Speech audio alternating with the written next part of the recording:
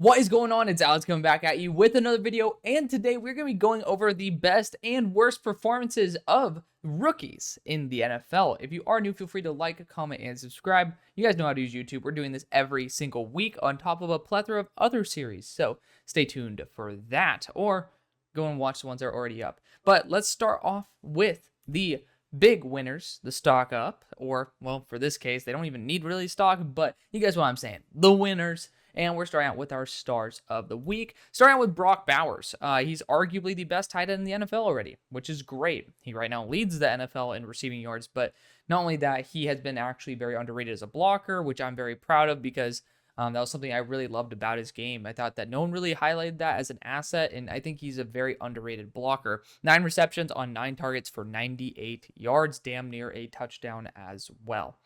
Continuing on, we got Kamari Lassiter. He did a fantastic job versus the Bears. You know, he tested relatively poorly in that 4.6 range. He ended up not weighing the best at 180 pounds, but doesn't seem to matter. He had a 90 defensive grade. He had 3 defensive stops, and on 7 targets, he allowed only 2 of them for 20 yards, and he also got an interception that a lot of people are clowning Caleb for. So good job on Kamari. I think that he almost had a second interception as well, if I'm not mistaken. But, you know, he was absolutely locked down. Big fan of what he has done so far. And, you know, he's somebody that I thought played way faster than he tested. And maybe that should have been a sign that was a very good thing. And, you know, maybe going forward, I'll even factor that even heavier into my valuations. Obviously, he was a top 64 player on my board, but he's looking like he might have been worth a top 32 spot. Continuing on, J.C. Latham bounced back. Super excited for him. He had only 1 pressure, and on 38 pass blocking reps, he got a 76 pass blocking grade this past week. And, you know, it was not the easiest competition. So, you know, he ended up doing a very good job. Tennessee ended up, you know, having their issues once again in terms of the poor play making in stressful situations that Will Levis has had. But JC was not a contributor to the negative outcome. So good job on JC, again, coming after a pretty struggling first week. I love the fact that you get to see that development even this early on. Hopefully he can end up remaining on the studs list. And by the way, guys, I end up having winners and losers. I'm tracking every single rookie, and these are just the biggest ones. I'm really tracking every rookie that's taking reps, and then I just kind of want to prioritize the best ones so you guys kind of understand who is making the notable performances, both good and bad. So there are a lot more than just these players who performed well this week, believe me. Then our final star of the week is Malik Neighbors. I mean, he wasn't taking top 100. And just like that, it is back to normal. Also, he's not 187 pounds. He's at 200, but fantastic day. 17 targets, 10 receptions, 127 yards, and a touchdown. The thing is, his team ended up only passing for 100. Excuse me, goddamn, ended up dying there. His team ended up passing for 178 yards. So, massive share in terms of the yardage there. That's a huge win from a big playmaker early on. It's what they drafted him at number 6 to do. But continuing on, these are the rest of the guys who are the stars of the week. Starting out with Joe Alt, another very, very good performance. 1 pressure, 87 blocking grade, but 77 on the pass blocking grade. Fantastic performance. Could have easily been a star of the week, but I wanted to highlight J.C. Latham because of the fact that he struggled week number 1.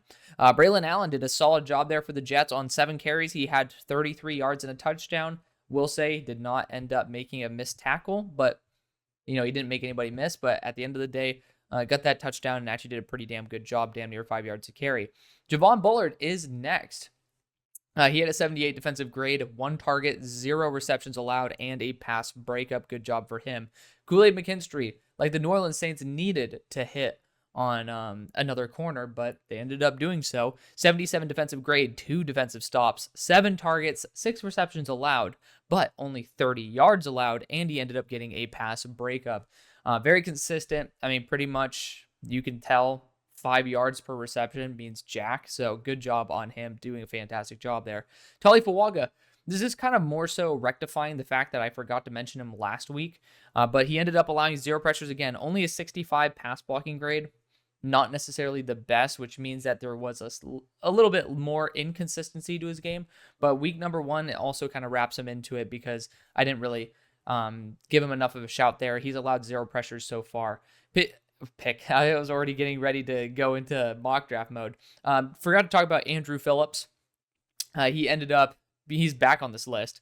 After having a really solid week 1 performance, he did a very good job again this week. 70 defensive grade, 7 targets, 5 receptions, 14 yards, 5 defensive stops. That's so crucial for a guy who is sub 190, playing in the nickel. He's getting a ton of respect. Ryan Clark ended up saying that this guy's going to be a really good nickel for a long time. So super excited for that. Obviously, you guys know Andrew Phillips was going to be one of my guys. So big fan of that. Next is Marvin Harrison Jr. He's the only 4 incompletions Kyler Murray had, but he caught 4 receptions. So 8 targets, 4 receptions, 130 yards, 2 touchdowns. Told you guys not to overreact, and luckily I know a lot of you guys did not. So you guys didn't, and then he almost got a 3rd touchdown, if I'm not mistaken, as well. So good for him, man. He's doing fantastic there. He's going to be a big piece of Arizona going forward. It's like sometimes week 1 jitters, sometimes the week 1 offense just doesn't equate to being able to be efficient enough. And, once they got the opportunity versus the Rams, I really love seeing the fact that they took advantage of it and did a very good job. Cooper Beebe's next. 1 pressure, 74 pass blocking grade, 70 reps. I know that center, it's not necessarily like the same as a tackle getting 1 pressure, but while even guys like Zach Martin were letting up 2 and having noticeably similar grades, Cooper Beebe was able to, at least compete and statistically perform better than even super high, if not Hall of Fame level offensive line talent near him. Is doing a fantastic job for someone who I didn't see play center in the final years of college, and he's going to the NFL and he's playing a position that's really, really crucial. Granted, they didn't win, but it didn't look like he was a massive part of the reason why they lost. Chop Robinson's next. Shout out to him. He's doing a better job than I ever expected. 2 pressures on 83 reps. 2 pressures on 24 total reps. 83 defensive grade. Now, I do think that, it's not something that I think is kind of being ready to crown him as genuinely worth that 1st round pick. In my opinion, I still see him a little bit more as a DPR, but regardless of that fact, he's doing a great job. So doing far better than I would have ever thought he'd be doing this early in his career. I'm happy that it has already gotten to this point. I could see the ceiling with him, but the floor was also quite worrisome, and he's proving that the floor is higher than it would appeared to be. Jared Verse is back on this. He ended up having 3 pressures and 4 stops. My big issue with him, he also had a 75 defensive grade. He had 4 missed tackles this week, but at the end of the day, he's been super impactful 2 weeks in a row. And let's talk about the dud of the week. It's Kingsley Suo-Matea. He had 26 pass blocking grade, allowing 4 pressures this past week in a very, very close game. I've had my issues with Kingsley. I'm not going to harp on him too much, but, Kingsley and I didn't really see eye to eye in terms of him being a top 64 pick, but he had a solid week number 1 performance. Happy to see that. He's going to bounce back. It's just this week didn't do so well. Then we're going to look at the rest of the guys who were kind of the losers of the week. I like the idea of stock down better. It looks cooler when I can have the one word glowing, but regardless, Trey Benson, 10 carries, 9 yards, 2 missed tackles forced. So sub 1 yard per carry. I think he had a reception as well for 7 yards, but I mean, even if you toss in that reception as a run, he would have had 11 carries for 16 yards. It's just, you can't do that. You got to be more efficient than that. Especially when you're drafted as high as the 3rd round, when people thought of you as somebody like, I wasn't as high as Marcus Whitman, but that franchise guy, but even I was pretty damn close. I had him as like a top 40 to 50 player, and he's not looking like it at all. Then you got Terrion Arnold. He had a 33 defensive grade, allowed 3 receptions on 3 targets for 72 yards and a touchdown. He's just in a system that I think he needs to get more comfortable with. My dream of him was to be like Joey Porter Jr., and I don't think he's playing that similar system. And this Rakestraw is actually in a better system fit, in my opinion, than Terrion is.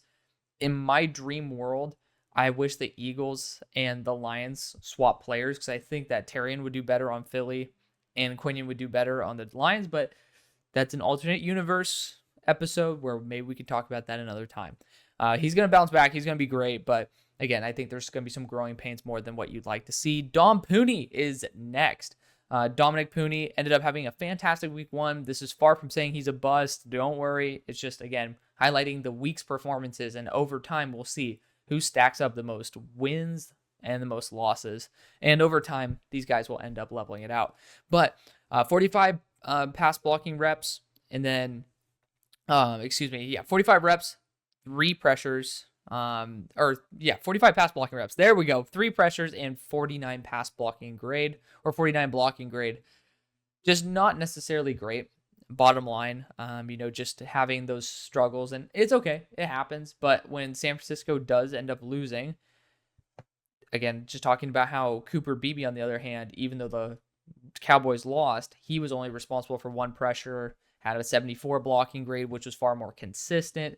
This was certainly one where, he kind of fell a little bit from grace. People were talking about this guy like, oh my God, they got the next Hall of Fame guard. And it's like, not saying that he can't be that at all, but it's just like, okay, well, we're not seeing an all pro year 1. So maybe we could. Maybe this might light the fire under his ass. But based on 2 games, he showed the potential, but he also showed that he's a rookie, and that's okay. Caleb Williams and Rome Odunze are next. Kind of got to group them together. Caleb Williams pressured on almost, I think it was about half, if not over half, of his pressure, or of his dropbacks were pressures. The offensive line was absolute garbage. I can't fully blame him for having his struggles, and the offensive play calling was garbage. But regardless, 23 completions, 174 yards, 0 touchdowns, 2 interceptions, 0 big-time throws, 3 turnover-worthy plays. The bottom line is that last statistic is what I kind of look for, and granted, the offensive play calling didn't allow for him to have a big-time throw, but you can always find a way. Bo Nix will be able to get a big-time throw. I mean, actually, I lied. He didn't do it this week, but he did it in the week before. So Bo Nix can get one. I think that Caleb Williams should be able to. Rome Odunze's on here. He's a fighter, man. Shout out to him for actually having the wherewithal to play through injury as well. He was dealing with the knee, but 4 targets, 2 receptions, 33 yards. The thing is, he dropped a touchdown pass. I'm pretty sure it ended up being a touchdown regardless, but it's like, that's a key play where it hit the top of his hands. I really wanted him to, that to me in the red zone, that's where Rome shines, and he didn't shine right there. Not saying that he's actually doing poorly, but again, this is a top 10 pick. We're seeing Malik Neighbors and Marvin Harrison both go off on a big margin. It does appear, based off of production especially, that there was an actual gap. Then you got Layden Robinson. He had a 58 blocking grade, allowed 3 pressures this week. It's just back-to-back weeks where he's improving, but I just want to see him be a little bit better. The thing is, he was really good in the run blocking grade last week, a little bit worse this week. I want to see the consistency improve. Brandon Coleman, 16 pass blocking grade, 22 reps, 3 pressures.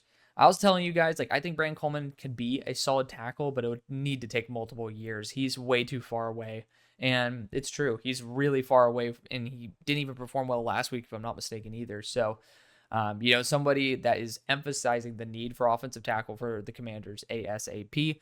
Marshawn Kneeland, friend of the show, obviously buddy of mine. He's going to be going from a star to on the stock down. 0 pressures, 33 defensive grade in a loss versus the Saints. I saw him getting bullied a little bit by Fuaga as well as Penning in the run game, for that matter. But Marshawn still had great flashes. I saw a lot of motor flash from him, which obviously that was one of my favorite things for him coming into the league. Was he was both talented but also very headstrong, and I love that about him. But he's going to bounce back. Obviously, he had a great week 1, and I can see him totally bouncing back from this. It's a great reality check for the Cowboys early on that they don't usually get. Bo Nix is, again, ending off this. 20 completions, 246 yards, 2 touchdowns, or 2 interceptions, excuse me. I should have put the 0 than the 2. I tricked myself right there. And then he had 0 big-time throws, 1 turnover-worthy play.